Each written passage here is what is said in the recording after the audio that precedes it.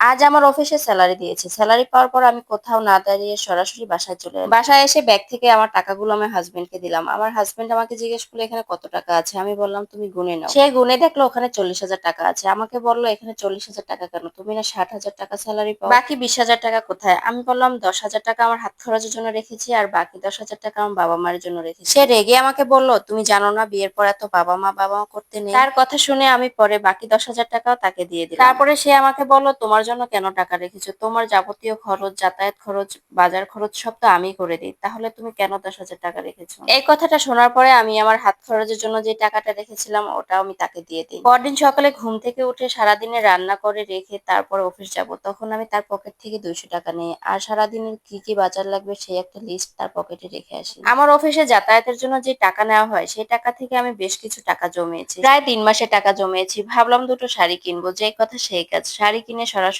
বাসায় চলে এলাম। বাসায় এসে ফ্রেশ হয়ে সরাসরি শাশুড়ির রুমে গেলাম। শাশুড়ি তো শাড়ি দুটো দেখে খুবই খুশি হয়েছে। তখন সে আমাকে জিজ্ঞেস করলো বৌমা দুটো শাড়ি একই রকম কেন কিনেছো? আমি বললাম মা একটা আপনার জন্য কিনেছি একটা আমার মায়ের জন্য। তখন আমার শাশুড়ি আমার মুখের উপর বললো আমার শাড়ি লাগবে না, তুমি দুটো শাড়ি তোমার মাকে দাও। তুমি অতিরিক্তই বাপের বাড়ি করো। বিয়ে করে এসেছো এখনো তুমি বাপের বাড়ি ছাড়তে পারো না। এত বাপের বাড়ি করলে সংসারে কোনোদিনও সুখ আসবে না। কথাগুলো শুনে আমার এতটা কষ্ট লেগেছে। বিয়ে হয়ে গেলে কি একটা মেয়ে তার বাবা মাকে কিছু দিতে পারে না? বাবা মার প্রতি কি একটা মেয়ের কোনো দায়িত্ব থাকে না? এগুলো ভাবতে ভাবতে আমি আমার রুমে চলে এলাম। বেশ কিছুদিন পর আমার শাশুড়ি একটি নতুন শাড়ি পরে আমার রুমের সামনে এসে আমাকে জিজ্ঞেস করছে দেখো তো বৌমা এই শাড়িটা আমাকে কেমন লাগছে? আমি বললাম মা আপনাকে খুব সুন্দর লাগছে। শাশুড়ি বললো শাড়িটা আমার মেয়ে দিয়েছে আমাকে। অনিচ্ছাকৃত ভাবে বলে উঠলাম কেন মা? মেয়েরা তো বাপের বাড়ি কিছু দিলে সংসারে অমঙ্গল হয়। আমার কথা শুনে শাশুড়ি তো খুবই রেগে গেল। যাই হোক এই নিয়ে আর তেমন কিছু বলেনি। পরদিন সকালে নাস্তা করছিলাম তার মধ্যে দেখি আমার বাবা চলে এলো। বাবা সবার সাথে বসে গল্প করছিল। তখনই আমাকে জিজ্ঞেস করলো কেমন আছিস মা? তোদের বাড়িতে আজকে এসেছে একটা দরকারে। তোর মায়েরও তো বয়স হয়েছে আর আমারও তো বয়স হয়েছে। আমরা আর কয়দিনই বা বাঁচবো। তাই ভাবছি আমাদের যত সয় সম্পত্তি আছে আমি সব তোর নামে লিখে দিব। তুই তাড়াতাড়ি নাস্তা শেষ করে আমার সাথে চল, সাথে জামাইকেও নিয়ে চল। আমি বললাম না বাবা আমি যাব না। আমার বাবা আমাকে বললো কেন মা কি হয়েছে? তুই যাবি না কেন?